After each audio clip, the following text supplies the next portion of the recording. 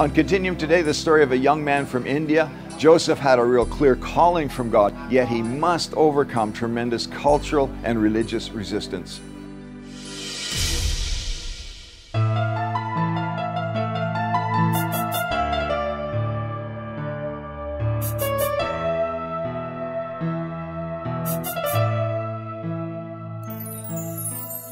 In India, a boy is always outnumbered by people and by gods.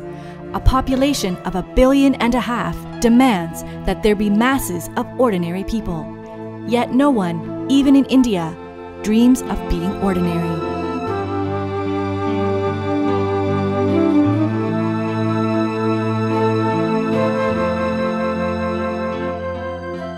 As a quiet, reclusive boy, Joseph Gaddam spent countless hours in local temples, noticing how religion treats people. It keeps them ordinary. No one steps out of the crowd. They all do what is expected. After watching Rama, Shiva, Allah, Krishna, and Buddha all trying to keep people locked into their ordinary lives, Joseph noticed that Jesus is the only one who offers a dream of something better.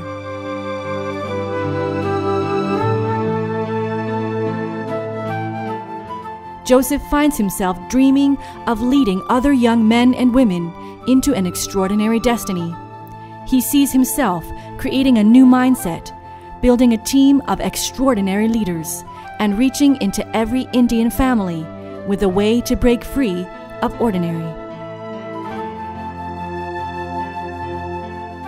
I was living in a small town. I was very shy and had few friends. But God began speaking to my heart. In India, many people treat themselves as ordinary because of caste, circumstances, living conditions. But God wants to transform ordinary Indians into victorious leaders. But Joseph was surrounded by people stuck in ordinary. Few people understood his vision. Even fewer agreed with it. Joseph decided to leave home and be equipped with people who had already broken free of ordinary thinking. I had this dream in my heart, but no one believed in it. Nobody expected they could do anything. I could not share this vision with my own people because I was so shy. I was completely devoid of confidence. But inside, this amazing vision kept growing.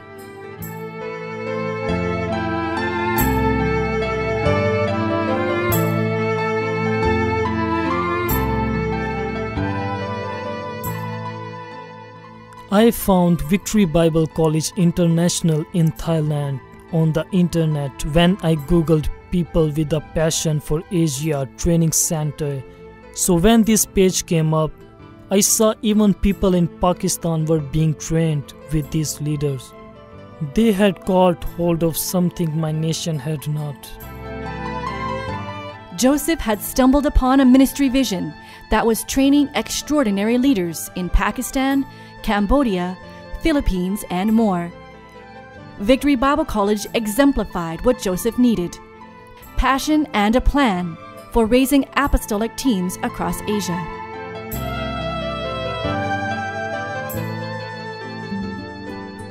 Since childhood, Joseph sensed the call of God on his life. His parents were thrilled to include their son in the long family succession of pastors.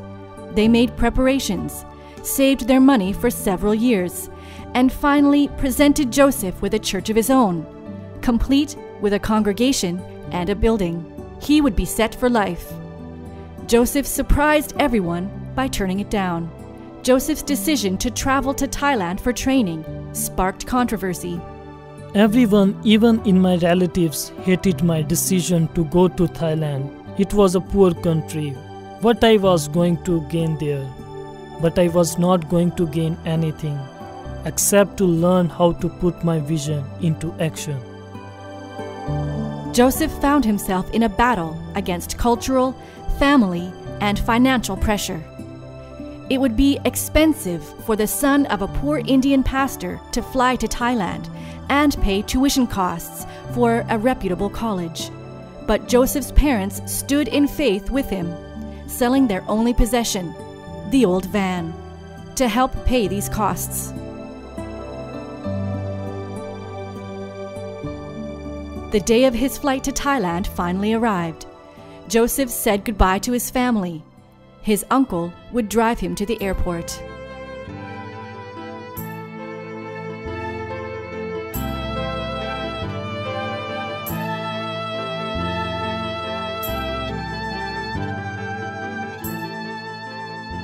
On the way to Chennai airport, my uncle pleaded with me, "If you will stop this nonsense, I will reimburse you for the flight.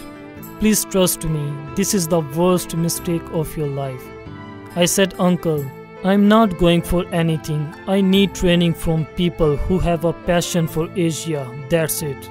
Even when my parents sold their van, I told them, "Do not expect anything in return. The only thing that will happen," I said, "is that your son will come back changed."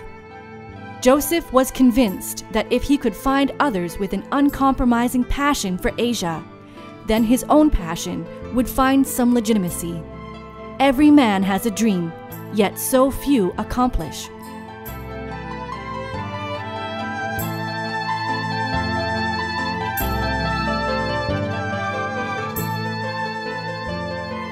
My first few months in Thailand were extremely difficult for me. I did not have enough money to eat, but I was determined to trust God to meet all of my needs.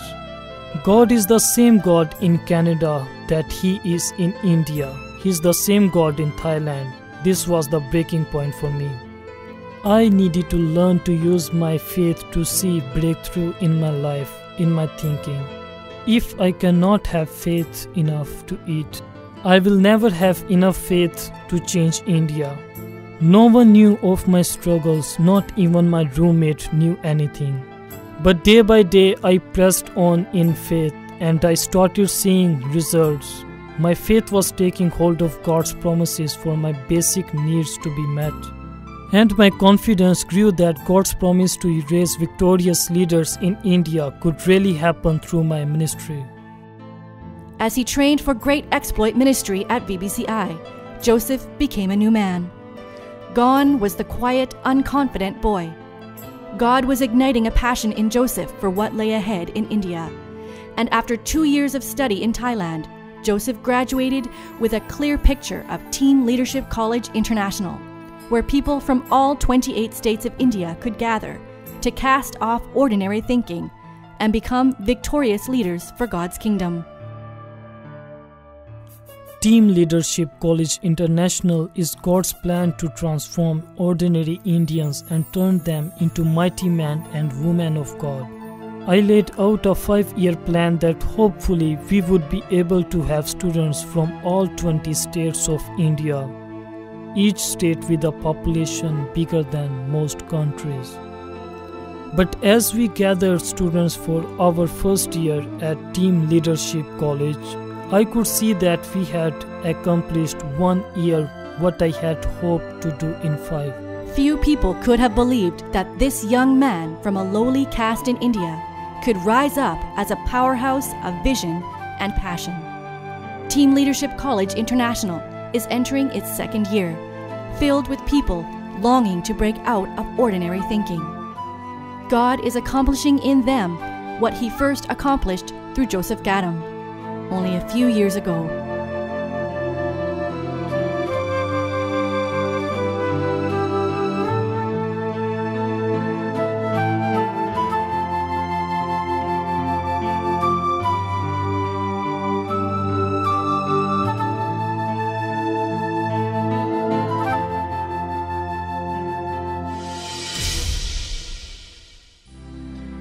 Stories like Joseph never cease to amaze me. Yet in every one of our lives we face similar kinds of opposition that come against the call of God. And I'm so glad that you're watching Continuum today and believing that it inspires you and me to rise up to greater levels of what God's called us to do. And so I want you to come back again next week because there's going to be another awesome story of what God is doing on this side of the Continuum.